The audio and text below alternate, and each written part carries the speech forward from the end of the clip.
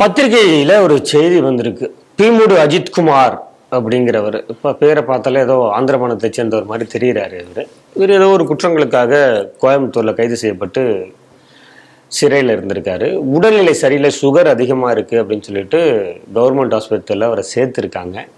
அங்கே பாத்ரூம் போயிட்டு வரேன்னு சொன்னவர் அப்படியே தாவி தப்பிச்சு வெளில போயிட்டார். அவர் அதுக்கப்புறம் கண்டுபிடிச்சி கண்டுபிடிச்சி மறுபடியும் சிறையில் அடைச்சிட்டாங்க. நீ எப்படிப்பா அப்படி தப்பிச்சு போன அப்படிங்கன்னு பார்க்கும்போது அங்கே கோயம்புத்தூர் காவலராக இருக்கக்கூடியவர் முகமது ரோஷன் அப்படிங்கிறவர், அவர் தான் இவருக்கு ஃபோன் எல்லாம் கொடுத்து, இவருக்கு உடை மாற்றுவதற்கு உடையெல்லாம் கொடுத்து முழுவதுமாக அவர் தப்பிப்பதற்கு இவர் தான் உதவி இருக்கிறார் அப்படிங்கிற உண்மை தகவலும் வெளில வந்திருக்கு. அதன் பிறகு இந்த ரோஷன் இவருமே கைது செய்யப்பட்டிருக்கிறார். காவலராக இருக்கக்கூடியவர் முகமது ரோஷன் இவருமே கைது செய்யப்பட்டிருக்கிறார்னு செய்தி வந்திருக்கு. இதை எப்படி பார்க்குறீங்க? இல்லை, கோயம்புத்தூர் எவ்வளோ ஒரு சென்சிட்டிவான ஒரு ஏரியா. இங்கே பல பயங்கரவாதிகள் கூட சிறைப்படுத்தப்பட்டு இருக்கிறார்கள்.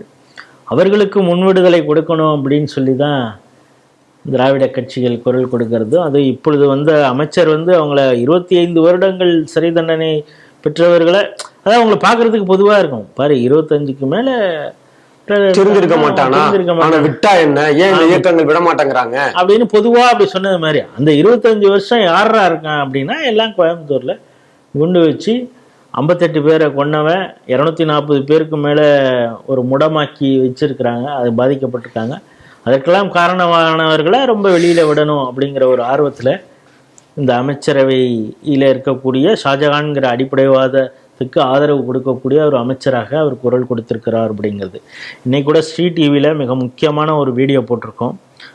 எப்படி இங்கே இருக்கக்கூடிய 2 அமைச்சர்கள் ஸ்ரீலங்காவில் இருக்கக்கூடிய அடிப்படைவாத பாகிஸ்தான் அவர்களை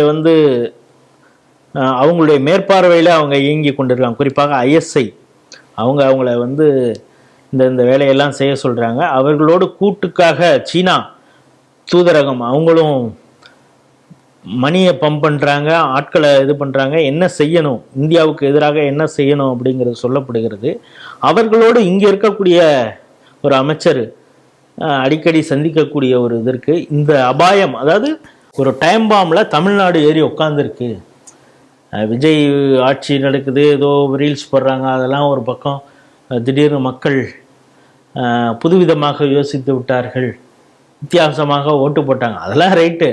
ஆனால் இப்பொழுது தமிழ்நாடு டைம் பாம்பில் ஏறி உட்கார்ந்துருக்கிறது மாதிரி இருக்கு. அதை வெளிச்சத்திற்கு கொண்டு வந்திருக்கிறார். பல ஆதாரங்களோடு பாலகௌதமன் பேசிய வீடியோ நம்ம ஸ்ரீ டிவியில் போட்டிருக்கோம். அதை எல்லாரும் பார்க்கணும். ஒரு 20 நிமிட வீடியோ.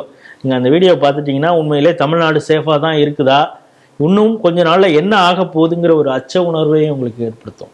இப்போ எதுக்கு இதை சொல்கிறேன்னா, இப்படிப்பட்ட பயங்கரவாதிகள் அவங்க தான் கோயம்புத்தூரில் இருக்கிறாங்க. இங்கே ஒருத்தர் செல்ஃபோனு அவங்களுக்கு கொடுக்குறாரு, ட்ரெஸ்ஸு கொடுக்குறாரு, ட்ரெயினில் ஏறி தப்பிச்சு போகிறதுக்கு அவனுக்கு உதவுறாரு. அப்படிங்கிறப்ப இதே கோயம்புத்தூரில் இன்னொரு போலீஸ்காரர், நீங்கள் ஷேக் முகமது ரோஷனை சொன்னீங்க, இன்னொரு ஷேக் அப்துல்லாங்கிறவர், அவர் என்ன பண்ணுறாரு, ட்ரெயினில் வரும்பொழுது ஒரு சட்டக்கல்லூரி மாணவியிட பாலியல், அதாவது அந்த ஹெட் கான்ஸ்டபிள் பணி செய்யக்கூடிய அந்த காவல் நிலையத்திற்கு பரிசே கொடுத்துருக்காங்க மத்திய அரசு, சிறந்த காவல் நிலையம்.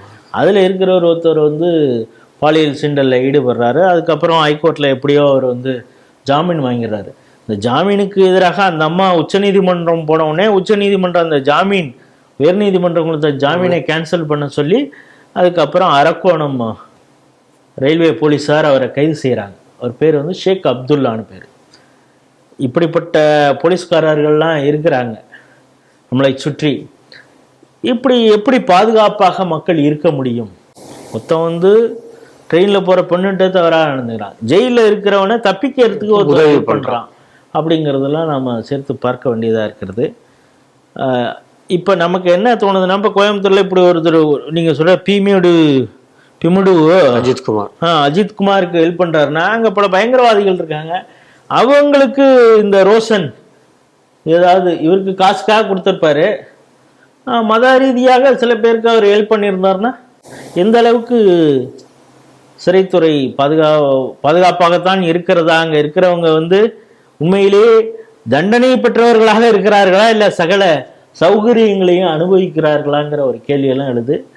ஆகவே சிறைத்துறை அதையும் நிர்மல்குமார் தானே பாத்துக்கிறாரு. ஆமா, அவர் கண்ட்ரோல்ல தான் வரும். அவர் வந்து சட்டத்துறை. திருப்பரங்குன்றத்துல தீபத்தூண் ஏத்தலாமா, நீதிமன்றத்துடைய உத்தரவை கூட நான் வந்து செயல்படுத்த மாட்டேங்கிற காட்டக்கூடிய ஆர்வத்தை கொஞ்சம் அடக்கி கொண்டு அவர் துறைக்கு கீழே இருக்கக்கூடிய இந்த சிறைத்துறையில இது போன்ற அவலங்கள் நடந்து கொண்டு இருக்கிறது.